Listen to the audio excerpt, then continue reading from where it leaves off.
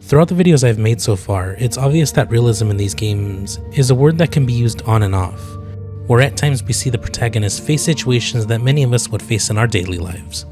Chatting with friends, getting advice to someone who deeply needs it, going shopping, the stuff that many of us in real life would do. Yo, what the fuck? But at the same time, shit like this also occurs for the same protagonists. I don't think the average Joe is encountering these types of anomalies on a regular basis. So saying Yakuza is realistic is a very loose statement. Anyway, just like my previous video on this, I want to look into our next case, with our next target being Mirror Face. A person or being of sort who has the ability to not just impersonate someone on a simple level, but can do it in a way where they steal their entire face, their voice, their style, attitude, and whatever else they can. This is probably one of the more stranger individuals I'm going to cover, but enough talk. Let's go ahead and dive into case file number 2. Mirror Face.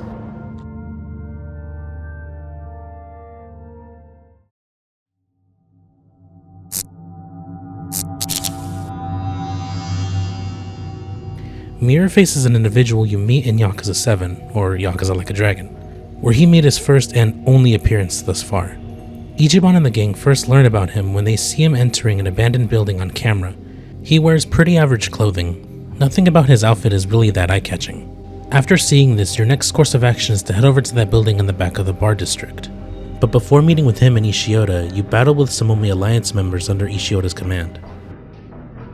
Mirror Face then introduces himself, but not as himself, but rather as an imposter of Adachi. His reason for choosing Adachi was he was tasked to kill Sawashiro after he was arrested, as he was a liability and too risky to keep alive, as stated by Masato.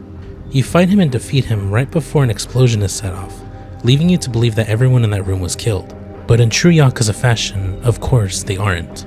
They survive and go to Masato to defeat him for good. Before that, however, they take on fucking Tendo, where they are unfortunately defeated for good. Or are they? Mirror Face makes his return in this same scene where he now dons the exact look of Tendo. They are now partnered with Ichiban, just like that I suppose. There is no scene of them negotiating stuff or anything else, he's just friends with our heroes now. But pause for a second. I'm sure you're wondering how the hell does a person go from this to this with impersonation? It's one thing to maybe have an identical suit or impression of their voice, but looking at these two characters, they look significantly different, including having height differences, significant facial differences, different body builds, and so on. I'm sure this person has been doing this job for years, but the way he just copy and pasted a person onto himself is pretty unrealistic, let's be honest. There's no way someone could take the exact body structure of someone down to their exact look just like that. So for this, I have a few theories that I want to discuss, with them getting more and more ridiculous as I discuss them. Let's begin with the most believable and likely theory, being that Mirror Face may not refer to a single person, but a group of people who all work as a single identity to copy a person's look, personality, and overall identity. This stems from the idea that there's a character that has also done this throughout the series, and he is your ally in this game, Jungi. So far in the series, there have been 3 known people who have taken the identity of Jungi, with the first canonically appearing on the mobile spin-off, RGG Online. I'm not going to go too deep in depth with his backstory, but just know that he was the first incarnation of Jungi-han, specifically after he had a surgery to become that person. The next incarnation of him is in Yakuza 6, before he is killed, and then in Yakuza 7, where he remains as the current Jungi-han in the timeline. With this information, it would likely be possible that a group of people in an organization, similar to the likes of the Amon clan, work as a single individual, aim to go beyond just stealing a person's identity, but completely replicating their entire life one-to-one to throw off others for one reason or another. While there aren't any hints given to indicate that Mirror Face may be a group of people, it is one of the more plausible theories as to why Mirror Face is able to replicate the exact look of a specific person. While highly unlikely, there is a chance that an individual can bear the exact look of someone else, which makes this a little more of a grounded theory. Another theory that also could likely occur is that Mirror Face is a single person, however uses very realistic masks of people for his disguise. These masks are something that actually exist, usually made for movie productions and such. However, in more recent years, they've been used by people to commit crimes, primarily being robberies of different stores where they use them to hide their true identity. Disguises similar to these have also been used by the CIA for agents to hide their true self whenever meeting with anyone for information for their own protection. A very successful example of this was done by Jonah Mendez, who wore a mask in disguise when meeting with former US President George Bush during a briefing, before revealing to him that she was wearing a mask. Being that this occurred during some time in the early 2000s, there's a high likelihood that updates have been made to improve the quality of these disguises, including those being made of specific people. With him being an impersonator for hire, there could be a chance that he may have connections with people involved in this business, whom he may work for contracts like these. He may pay them for the creation of masks of people he is specifically paid to copy, and he may even have masks of very well-known people just in case he is tasked to do something in regards to them. The only thing about this is, while possible, the idea of mirror face being able to copy a person's exact voice is what makes this theory fall kind of flat. But there are people that can do impressions, and the voice of Adachi and Tendo aren't too far apart from each other in tone. But still, we don't know the other work that this guy has done for other people. So unless he specifically takes jobs of people who have deeper voices, then this part of the theory may make it hard to truly believe, just due to how difficult it would be for a person to have several different impressions.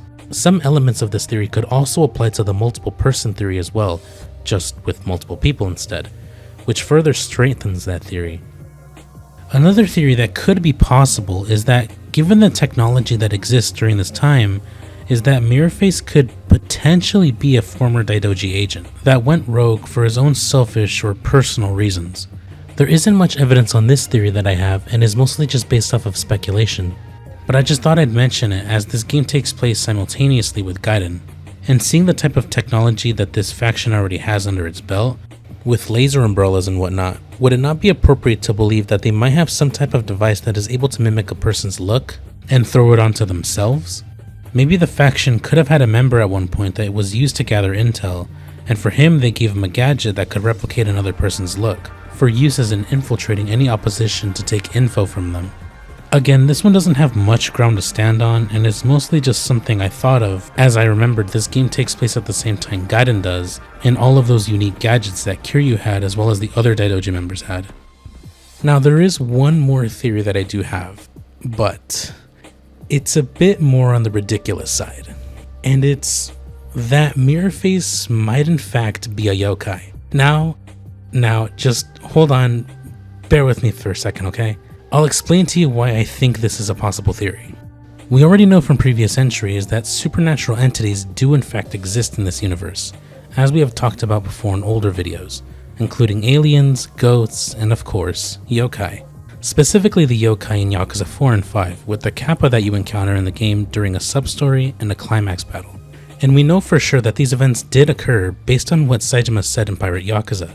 Mystical creatures, you mean? Hey, I say the world's more fun with them in it. I ran across a kappa once. Long time ago, back home in Japan. There was a fake one causing trouble around town. After I took care of him, pretty sure I saw the real deal. That was some freaky shit. So this did happen and wasn't just some non-canon event or a dream of some sort. So where does this fit in line with Mirrorface? Where did I even get an idea that Mirrorface could even be such a thing? We know that the ability to take someone's exact appearance and voice is a damn near impossible thing to do for a single person, as we have talked about already. But there is one yokai that is able to do such a thing in Japanese folklore without any issues, that being a kitsune.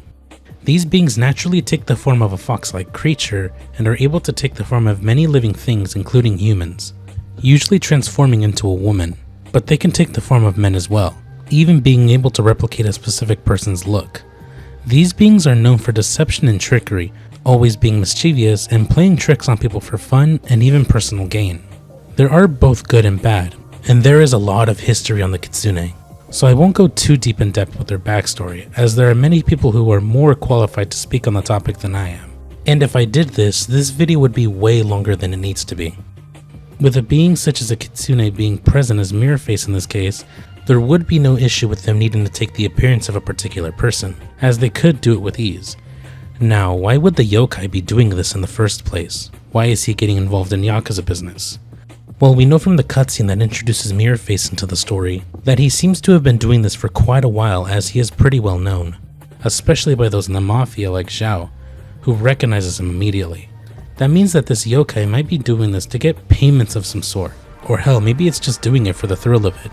There are a multitude of reasons as to why the yokai could be doing this, but there is a challenge that the yokai faces in this scenario. While the appearance of a specific person is strikingly similar, they can also have some of their fox-like features remain on their transformation. This would be a very serious issue for the kitsune, as it wouldn't just immediately blow his cover, but could potentially ruin his chances of ever working with any human ever again, or at least with those in Yokohama. But there is one thing that Mirrorface does do, and that is that he covers himself up, especially his face, to hide his identity and features. Maybe Mirrorface does this not just to hide his identity, but also to hide those specific features. He obviously wouldn't want anyone to know that he's a yokai. So in order to do this, he wears a mask, puts on a hat, and wears large clothes. And ta-da! Identity masked, right? Well, yeah. No, actually, no. No, I thought I was going somewhere with this, but I just remembered that he doesn't wear any of these accessories when he pretends to be a Dachi or Tendo. So this theory has the least likely chance of being possible, as the yokai wouldn't likely be able to mask all that stuff up at once, thus making this theory impossible. But besides the fact that, it's a yokai and all that. Even with yokai knowingly existing in this universe, it's highly unlikely that the developers actually put this in the main story. Maybe a sub-story or something, but definitely not main. This theory I just thought would be fun to talk about, because the idea of Mirrorface is just so impossible that, honestly at this point, I'm willing to throw everything that I can at it, just to come to some understanding of why this is possible. Looking at all of these theories, I believe that the theory of Mirrorface being a group of multiple people makes the most sense to me. The thought that an organization pretending to be other people for monetary gain, be it for malicious reasons or not, is something that I can honestly see happening in this series. It's not like this world doesn't have people that already do this. So I believe this one the most out of all of them. But the mask theory is also likely possible. It's just that the voice thing is kind of what throws it off for me. And the yokai theory, well, that one wasn't meant to really be taken too seriously. But I'm just saying, okay? Knowing that yokai exists in this universe, you kind of have to throw all your cards on the table, no matter how ridiculous it sounds. But seriously, while the idea of someone mimicking the exact appearance and practically the life of someone is very interesting, it also creates some issues when we aren't told much about that character, especially when they took it to the level that they did in this game. But to be honest, I do kind of like it in a way. It leaves behind an unknown and mysterious type of aura, like we don't know the true nature of this world, and what exactly exists within it. And while I would like to know more about these one-off characters that appear in these games, we probably may never know. But maybe it's for the best. Yet another mystery broken down. This series really does a lot of stuff that we don't truly understand. Even the story plot of an impersonator taking someone's identity is quite complicated. But maybe someday we'll truly understand this world. Now this will definitely be one of the more stranger Yakuza mystery videos I do, simply due to the absurdity of this character. It will also be one of the shortest, as this character has had only one appearance in 2 parts of this game alone, so the information on this character is very limited. On the other hand, I know it's been a while, but I have been dealing with some family stuff, for better or for worse, so I wasn't in the mood to really make much content at the time. But I haven't gone anywhere, and I still plan to make content whenever I can. I know I keep having these long breaks between videos and whatnot, but with school and family and whatnot, it kind of makes it difficult to make videos. But as always, that's it for this video, and I hope you guys enjoyed. Let me know if you agreed with any of these theories I thought up, or think they're just stupid. Either one works. Thanks for stopping by to check out this video, and I'll talk to you guys later. See ya.